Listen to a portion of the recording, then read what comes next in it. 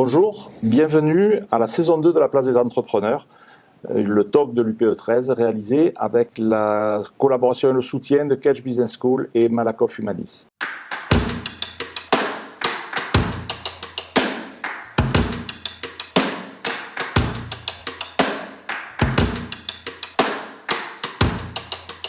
Aujourd'hui, comme toutes les semaines, nous accueillons 4 chefs d'entreprise du territoire, Alain, Mia, Nicolas et Alexandra. Et vous présenterez tout à l'heure à tour de rôle. L'idée, c'est d'échanger pendant 20-25 minutes de notre vision de la crise. Même si on est inégaux face à cette crise, on reste optimiste ou positif suivant la vision déjà. On reste dans un mouvement qui nous permet d'essayer de progresser, parce que si on n'est pas chef d'entreprise, si on est chef d'entreprise, on ne peut pas être que dans le positif. On ne peut être que dans le positif, pardon. Voilà, Alain, pour démarrer cet échange. C'est gentil. Alors, Alain Bouzman, je suis le PDG de NAP, les nouveaux autocars de Provence, transport et tourisme, donc solution mobilité. Voilà, j'accentue sur transport et tourisme. Et tourisme, parce que c'est vrai que, voilà.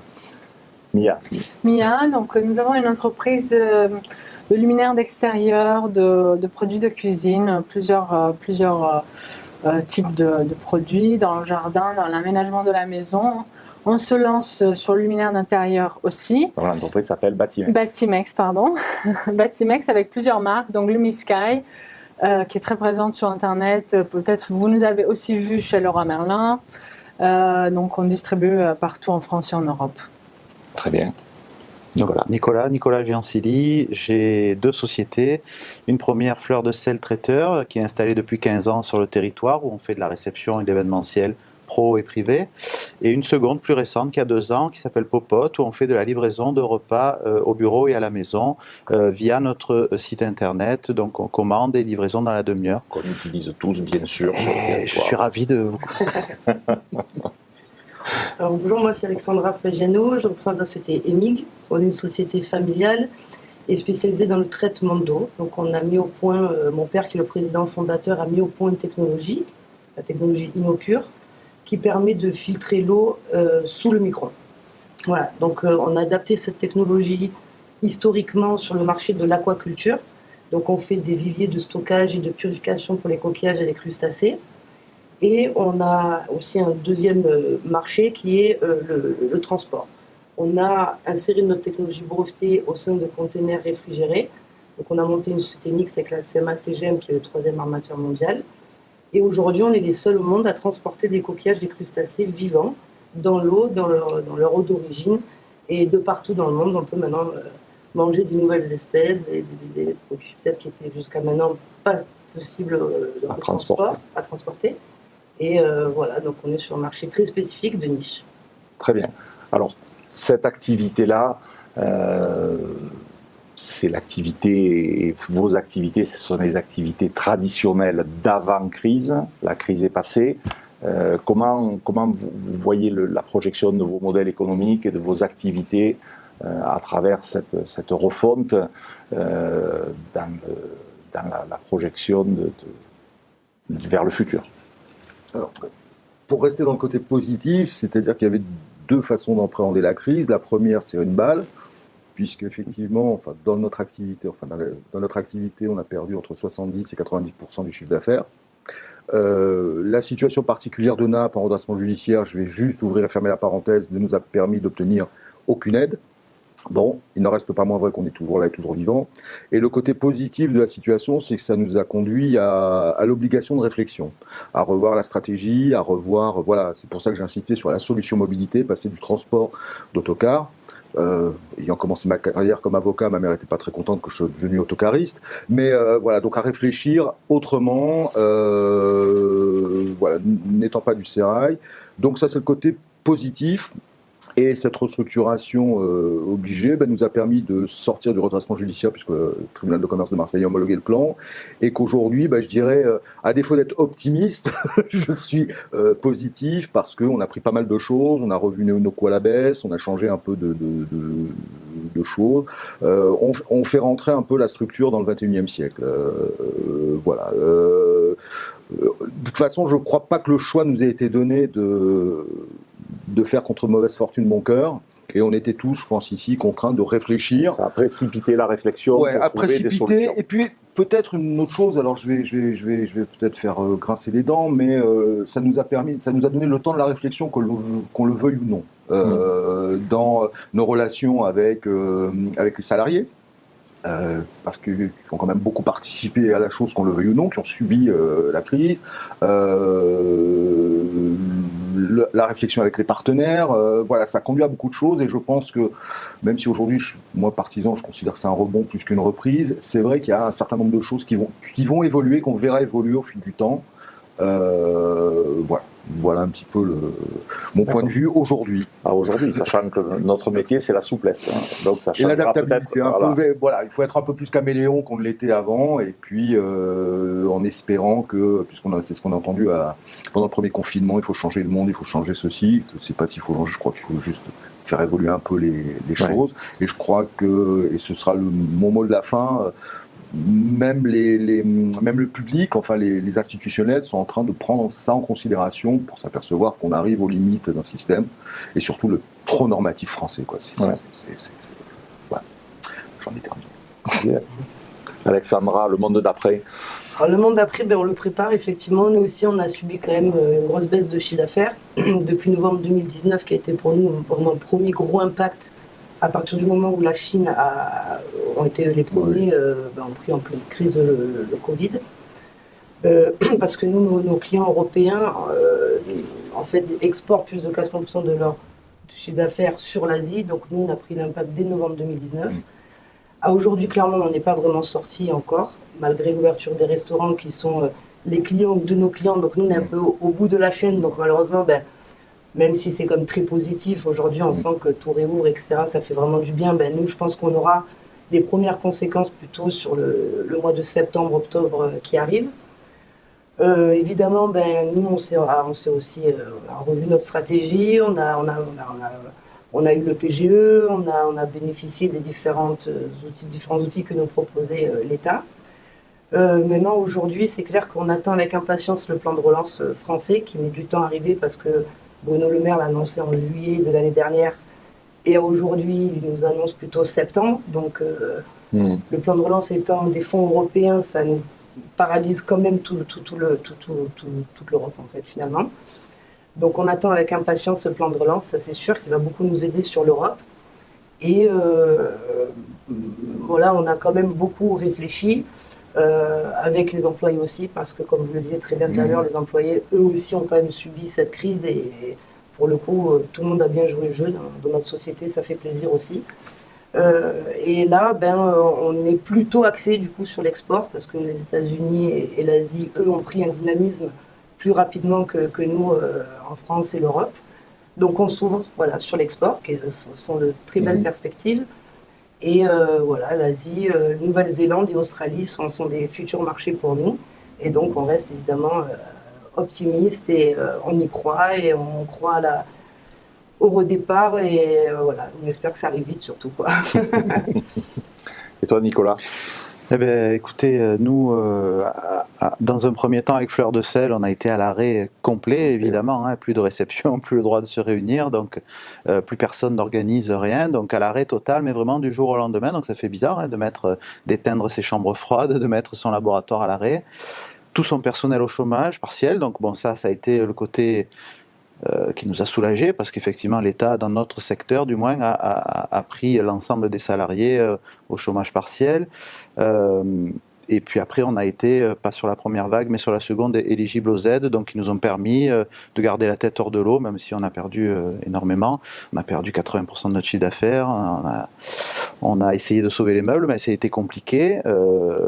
Mais pour autant, on avait un calendrier qui était plein, c'est-à-dire que les gens réservent un an avant pour se marier, ça veut dire qu'on était déjà plein, ça veut dire qu'on a tout annulé pour reporter sur 2021, où on a encore annulé la moitié de nos réceptions, donc on va dire qu'on est complet jusqu'à fin 2022 sur tous les étés, de tous les week-ends.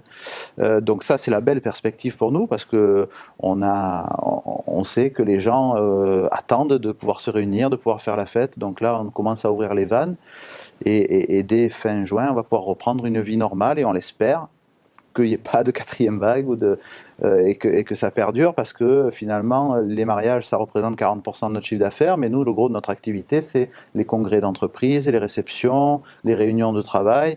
Et là, pareil, tout est arrêté. Et là, par contre, je ne sais pas si tout va reprendre normalement. Il y a de nouvelles habitudes aussi, de visio, de téléconférences qui se sont installées. La marque Popote vous aide dans cette, ça, c'est le point nouvelle positif, organisation. Voilà, où, alors avant Covid, ce n'est pas le Covid qui nous a... C'est pas pour le Covid. C'est pas pour faire le lancement de Popote. Non, mais ça nous a bien aidé. Parce qu'effectivement, on a fait le constat que les gens avaient moins de temps pour déjeuner, qu'ils voulaient mieux déjeuner. Donc, Popote, c'est la solution de cuisine locale, c'est-à-dire qu'on se sert auprès de nos producteurs, de Gémenos, d'Aubagne, de Roquevert. Tout est fait maison, il y a 0 produit industriel, tous nos contenants sont recyclables et on livre en véhicule électrique. Donc, il y a vraiment une réelle démarche éco-responsable qui plaît vraiment à nos clients. On a reçu un succès assez immédiat et le Covid nous a aidé, la fermeture des restaurants devenait une solution évidente pour tous les gens qui devaient déjeuner, donc ça nous a fait connaître, on a gagné beaucoup d'années. Et donc là, ça se calme un petit peu, mais pas tant que ça finalement. On voit que les gens ont pris des habitudes et qu'ils conservent, malgré la réouverture des restaurants et l'euphorie d'aller s'installer en terrasse. Et on garde aussi cette habitude de manger rapidement au bureau. Et puis, on va certainement là, par contre, le soir, perdre un petit peu de clients parce que le soir, c'est différent. On a plus de plaisir à s'attabler. Alors Mia, le modèle d'après. Eh bien nous, c'est vrai qu'en mars, on a eu des annulations de commandes de nos magasins, effectivement, qui ont dû fermer. Donc ça nous a fait mal, mais on était déjà un petit peu sur le e-commerce.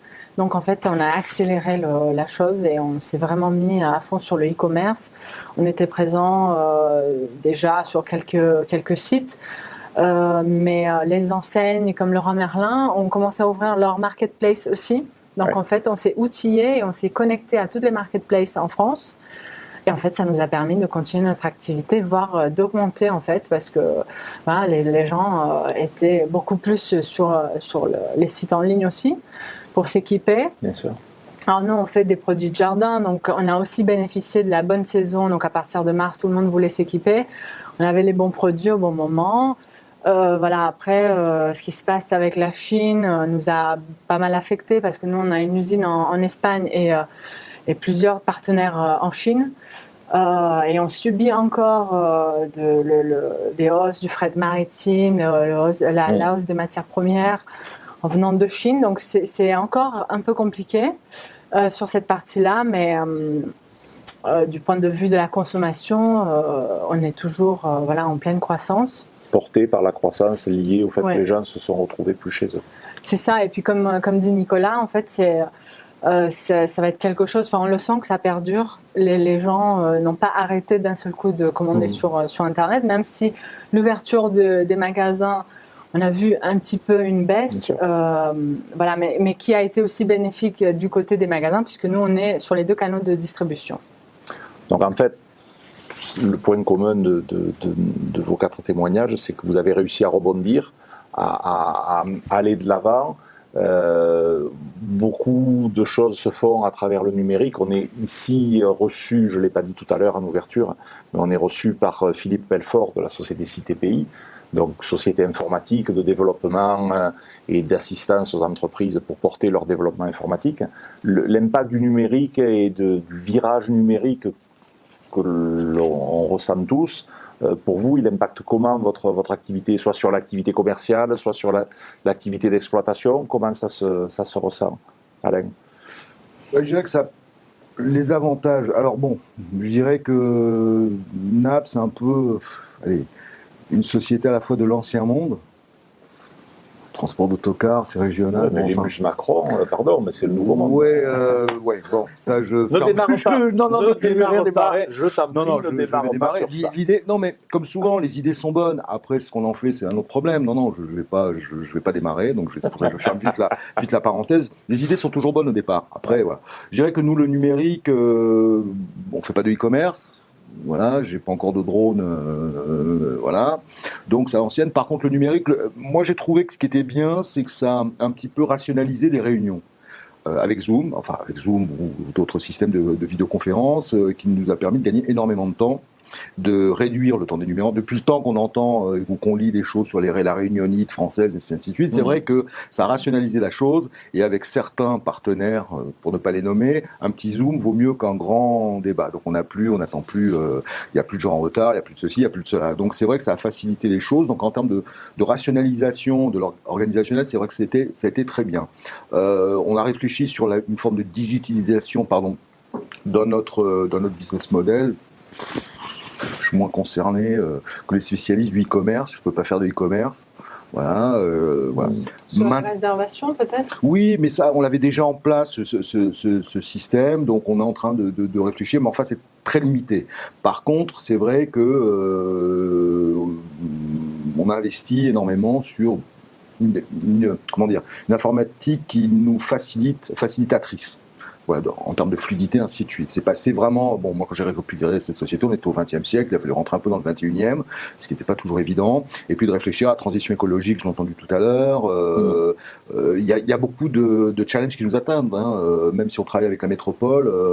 La transition écologique, les solutions mobilité, passer vraiment de l'autocar à la mobilité, c'est des concepts. Nous aussi, on fait beaucoup de mariages. Aller chercher de nouveaux clients. Je vais également, je le dis, en Chine. Donc j'arrête de faire du fichier client régional, je vais en Chine, je vais attaquer des marchés différents. Donc je dirais que le Covid, nous a donné le temps, la respiration, en tout cas pour réfléchir. Même si, j'allais utiliser une expression triviale, on a un peu serré les fesses, ça a permis de réfléchir différemment. Et aujourd'hui, j'ai embauché un commercial pour la Chine, pour vendre la Provence. Donc je vends plus de l'autocar. En gros, le changement de paradigme, c'est que je ne vends plus de l'autocar, je vends de la solution mobilité à destination de gens, des Américains. Voilà. Donc, j'ouvre moi aussi des nouveaux marchés où je vends la Provence, je ne vends plus l'autocar. D'accord. Voilà. En gros. Ça, c'est une vraie évolution.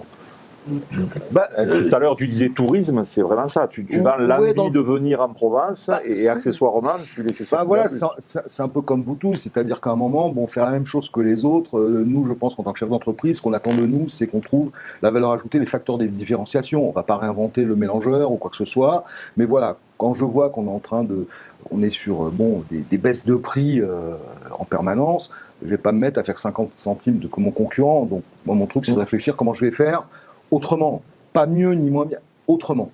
Voilà. Donc plutôt que de me battre sur du low cost où à la finale tout le monde est perdant, voilà. Et je pense qu'on est une région qui est extraordinaire. Il y a beaucoup de touristes, c'est quand même la 2e ou 3e région de France en termes de visite. Je me dis comment je fais ma réflexion, c'est comment je les capte. Et source. Puis, comme j'ai travaillé 10 ans sur le marché chinois, que je connais un petit peu, je me suis dit, tiens, on va faire comme la gare d'Herbe, on va aller là-bas et puis on va aller voir ce qui se passe. Et ça commence à accrocher pas mal. D'accord. Voilà. Donc, en dehors de la numérisation, vous avez aussi le marché chinois en commun. C'est pour un plateau local au Bagné, c'est quand même. Non, mais c'est le futur, l'export et s'ouvrir vers de nouveaux marchés. Et c'est ce qui a permis aussi la numérisation. Je vous rejoins aussi parce que nous, on faisait des conf calls, nous à Carnoux, des clients qui étaient en Thaïlande et l'autre qui était en Nouvelle-Zélande. Et ça fait partie aussi de la numérisation et c'était génial parce que de Carnoux, tu es en contact avec le monde entier grâce à Zoom, à la numérisation. Exactement. Et ça, c'est une ouverture, c'est super. Donc c'est un levier, c'est vrai que c'est un tremplin. Après de l'utilisation, je ne sais pas, mais c'est vrai que c'est un tremplin extraordinaire. Là, je suis en train de monter, on est en train de monter un bureau de représentation à Shanghai, parce que c'est en zone franche, ainsi de suite. Bon, c'est vrai qu'avec la numérisation, mon personnel, je l'ai en visio tous les jours. Je n'ai pas besoin de prendre l'avion. D'accord. Du coup, ça joue beaucoup. Ça joue beaucoup, et puis c'est écologique, voilà. Et voilà, donc l'idée, bon, c'est une idée que j'avais lancée quand je suis arrivé chez NAB. Je sais que j'en avais parlé assez vite, tout le monde m'a regardé avec des yeux comme ça. Je dis, bon, bah, c'est pas grave, je vais le faire. Bon, c'est vrai que j'ai cette chance d'avoir œuvré sur le marché chinois pendant 10 ans. Et c'est vrai que ce sont des gens, il faut y aller. Voilà, il faut y être. En fait, la force, c'est l'adaptabilité. Ouais. C'est d'arriver à rebondir, se servir des expériences passées pour faire quelque chose de nouveau. Et la différenciation. Et la différenciation. Ouais, donc, Nicolas, tu vas organiser des mariages chinois et les faire revenir au Beau de Provence. Tu sais, on ressent ça. Nous, on marie de plus en plus d'étrangers qui viennent de se marier en Provence. Nous, on a un produit qui est un peu haut de gamme aussi, et c'est ce que cherchent les étrangers. Donc, on est partenaire de beaucoup de lieux en Provence. On va jusqu'à Montpellier, Nîmes, jusqu'à Nice. Vraiment tout le PACA. Et on marie de plus en plus d'Américains, de Chinois, d'Anglais qui viennent se marier en Provence, ils viennent chercher ça chez nous. Mais il y a des synergies, parce que nous on fait beaucoup de transport pour des mariages, et c'est vrai que, d'ailleurs on se verra après, voilà, on fait beaucoup de transport pour des mariages, donc c'est vraiment une activité qui est toute nouvelle, et c'est vrai que le mariage chinois, j'y pense, parce que c'est 8 tenues, ça nécessite une logistique gigantesque pour en avoir vécu quelques-uns, et je me dis que c'est un business, voilà, moi j'aime bien prendre des business en fait, que ce soit dans l'autocar ou quoi, non, pas simplement pour l'argent, non, pour faire le challenge. business, c'est vrai, de réfléchir différemment, de se dire tiens, il y a des synergies, il y a des partenariats, il y a des choses à faire, et je crois que c'est ce qui nous motive tous les jours, quoi. Eh bien, nous, on peut vous équiper en luminaire pour vos réceptions. C'est souvent éphémère. Voilà. Donc, comment transformer Place des entrepreneurs en smart business mais c'est vraiment même passionnant ce que vous dites, parce qu'en fait, on se rend compte que localement, on a tous des connexions, et que, bon, même s'il faut faire du Zoom, de la visio, le fait de se voir, de se parler, on se connaît tous individuellement, mais on découvre en se parlant et en présentiel, mot nouveau dans la langue française, on arrive à créer des liens et des connexions qui n'existaient pas avant. Donc, tout n'est pas numérique, même s'il en faut beaucoup. Il faut surtout être attentif aux signaux faibles que ça nous envoie. Donc, je sais que Batimex est très attentif à l'évolution du marché, des positionnements de ses entreprises et de ses locaux. Donc, Oui, tout à fait. Nous, on a énormément appris en fait pendant cette crise, parce qu'on n'était pas tant tourné vers le digital. En fait, on a dû tout réapprendre. On a créé un site internet nous-mêmes, en interne, avec Shopify, qui est clairement assez facile d'utilisation, mais ceci dit, voilà, ça nous a permis d'apprendre des outils, de prendre des outils qu'on n'avait pas. Les réseaux sociaux, avec TikTok qui a explosé, bah voilà, on s'est mis dessus aussi, on a appris les nouvelles manières de communication, de faire. On a arrêté d'aller en Chine, forcément. Mais du coup, on a appris à travailler autrement avec nos partenaires chinois. Ouais, c'est la communication aussi qui a beaucoup changé. Nous, on le voit, c'est Instagram à fond, on contacte beaucoup d'influenceurs. C'est aussi, avant, on mettait des panneaux 4x3, maintenant, on préfère mettre 500 ou 1000 euros dans un influenceur. Ça a plus de retombées. Ouais. Puis vous êtes au cœur de l'influence, puisqu'on est sur YouTube, et on passera sur YouTube, en dehors du fait d'être dans une émission de l'UPE. Et Emig, pareil? Nous, la numérisation, vu qu'on vend une technologie, ça a été compliqué de vraiment intégrer beaucoup de numérisation, mis à part le Zoom, comme on disait tout à l'heure, et la possibilité de parler à 4 personnes différentes dans 4 coins du monde, c'est super, c'est magnifique.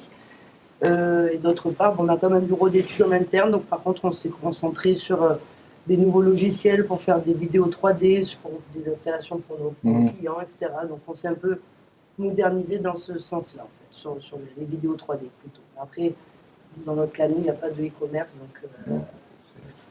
Il n'y a pas de solution unique. Par contre, on a tous, nous tous dirigeants, on a tous une ouverture d'esprit qui nous permet de nous adapter, de résister, de rebondir et voilà. Surtout. Mais c'est très curieux cette nouvelle discussion sur la numérisation, parce que ce qui est utilisé aujourd'hui, j'utilisais dans un autre métier de composants électroniques, la boîte ne travaillait qu'à l'international il y a 20 ans.